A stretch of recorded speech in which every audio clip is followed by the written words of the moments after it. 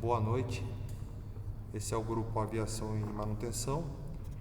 Vamos falar a respeito do voo Alaska Airlines 261.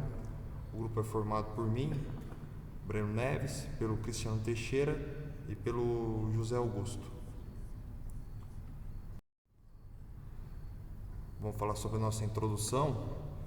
O acidente do voo Alaska Airlines 261, que ocorreu em 31 de janeiro de 2000, evidenciou como falhas de manutenção podem resultar em consequências catastróficas.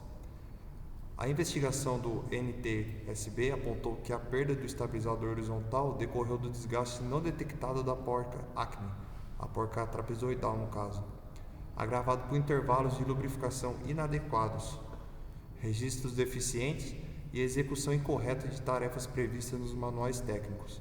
Ao longo dessa apresentação, mostraremos a relação entre documentação, regulamentações, metrologia e materiais, demonstrando como cada aspecto contribui para a ocorrência e quais lições podem ser aplicadas para reforçar a segurança da aviação.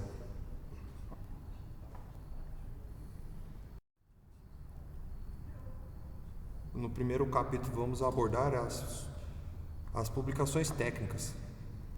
Elas são fundamentais para a manutenção da segurança das aeronaves. No caso do voo 261, falhas na aplicação e seguimento dessas diretrizes contribuíram diretamente para o incidente.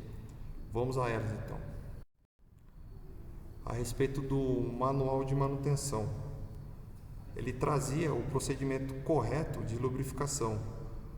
Porém, a FAA destacou que os mecânicos não seguiam o passo a passo crítico de verificar a real intrusão da graxa no componente. Isso mostra que, mesmo com instrução clara contida no manual, a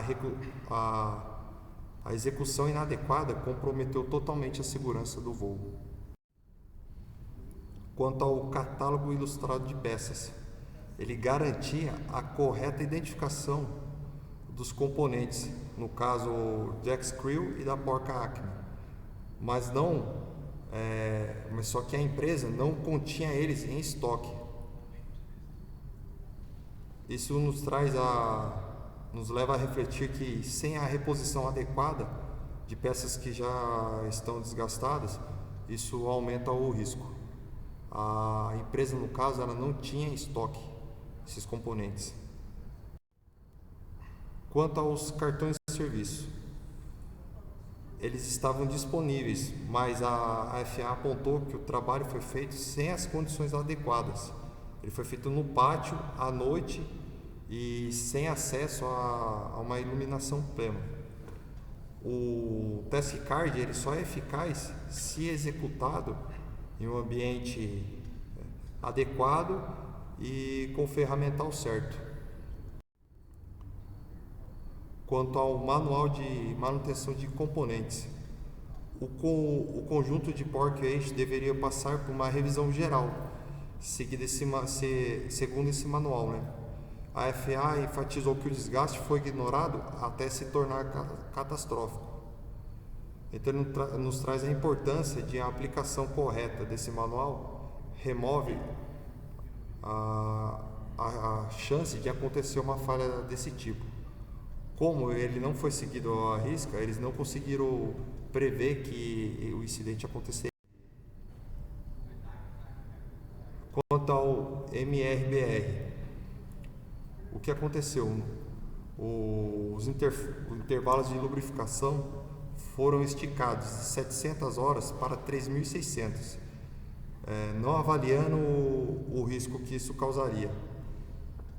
Isso mostra o quê? Que decisões de comitê sem análise crítica podem realmente causar incidentes críticos. Quanto ao manual de prevenção de corrosão, a FAA apontou que o entupimento de graxeiras e a contaminação da graxa reduziram a eficácia da lubrificação. A ausência de práticas de prevenção contra a corrosão e contaminação acelerou totalmente o desgaste.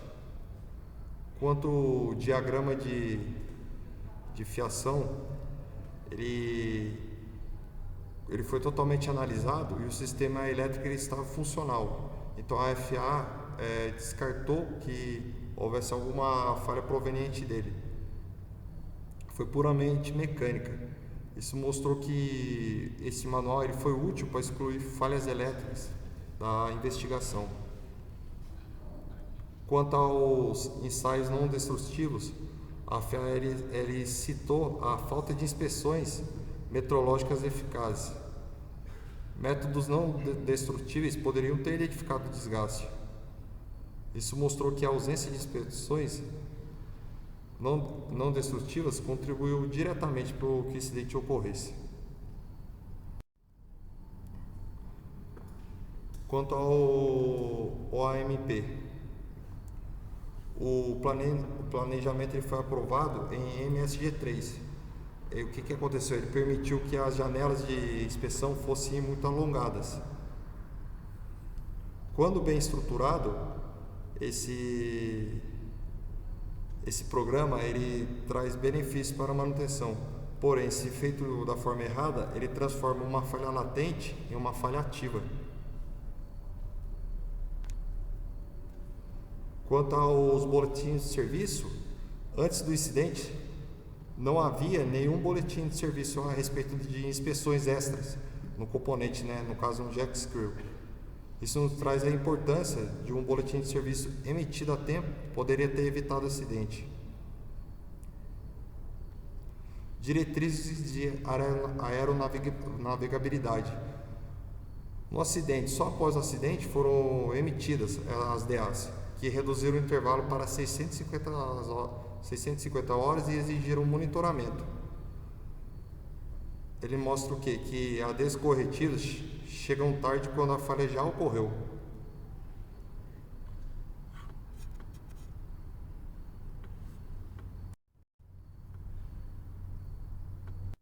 Boa noite a todos, meu nome é Cristiano. Vou falar sobre requisitos de manutenção, RBAC 43145. Os requisitos eles são para estabelecer os padrões fundamentais, e garantir aí a aeronavegabilidade da aeronave. No caso do voo 261, múltiplas falhas nos processos de manutenção contribuíram para o acidente. Registro de manutenção. A FAA ela destacou durante a análise que não tinha rastreio das medições de folga da aeronave. Sem histórico confiável, o aumento do desgaste passou despercebido devido a essa falha nos registros de manutenções, ou seja, não foi feito o que deveria ter sido feito.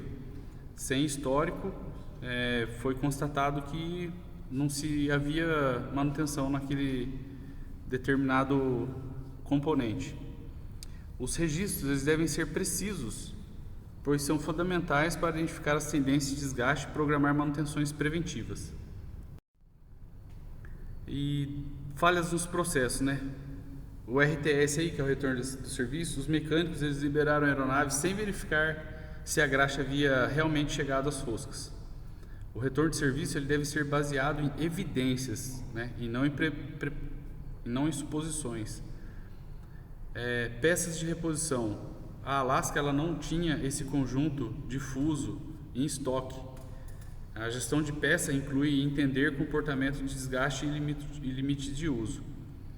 Ferramentas e equipamentos. As lubrificações feitas em condições precárias, na caçamba de caminhão, à noite, com lanterna, sem ferramental adequado, fatalmente seria comprometido a qualidade da lubrificação. Treinamento de manutenção. Os mecânicos eles não tinham clareza sobre o que observar na lubrificação. Ele lubrificava, mas ele não observava se a graxa tinha sido estrudada, se ele tivesse feito isso, ele ia detectar que a graxa estrudada ela estava com limalhas, que ia indicar o desgaste da porca. Então, o treinamento inadequado ele converte a tarefa simples em fator de risco fatal, Capítulo 3. Requisitos do projeto. Os requisitos do projeto estabelecidos pela RBAC 25 definem os padrões de segurança para sistemas de controle de voo. A análise do acidente revelou limitações do projeto que não anteciparam o modo de falha específico.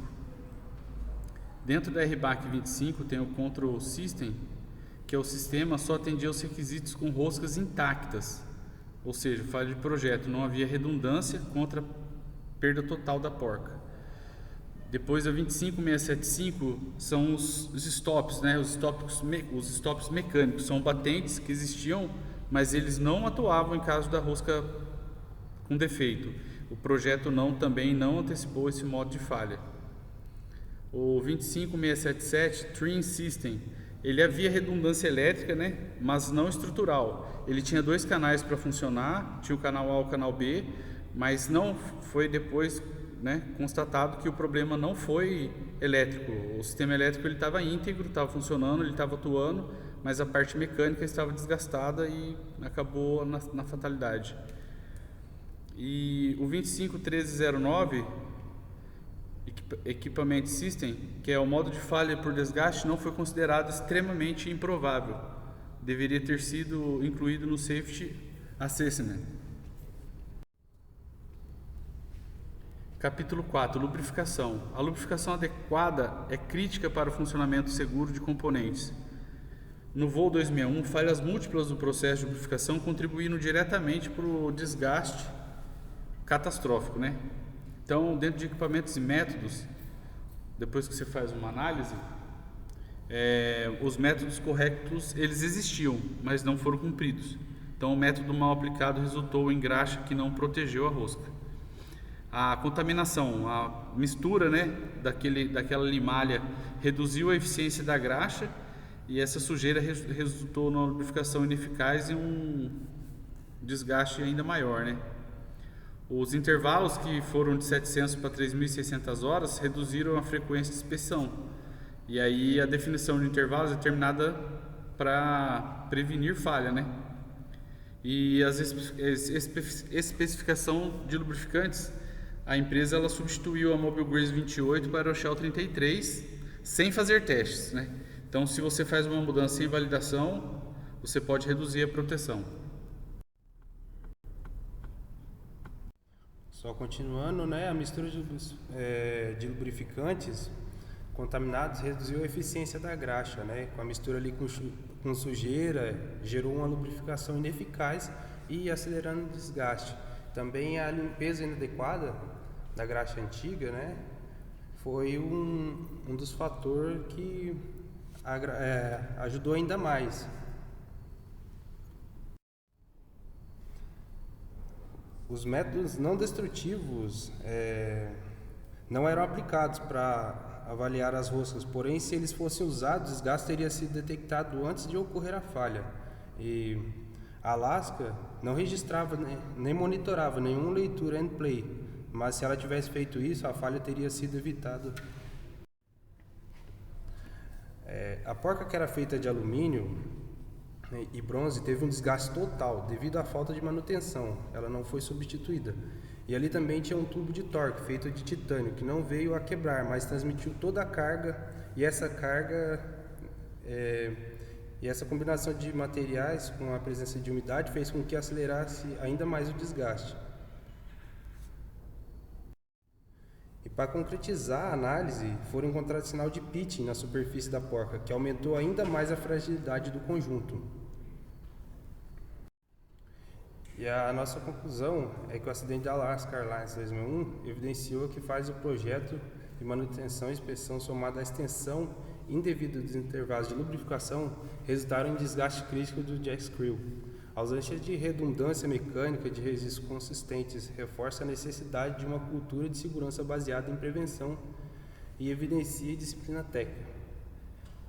As lições aprendidas, né, aí foram a importância da documentação técnica completa, a necessidade de treinamento adequado, o controle rigoroso de intervalos de manutenção, o monitoramento contínuo de desgaste, e as medidas preventivas foram as inspeções NDT regulares, os registros detalhados de manutenção, a análise de tendência de desgaste e uma cultura de segurança proativa. E essas foram as nossas referências. Muito obrigado.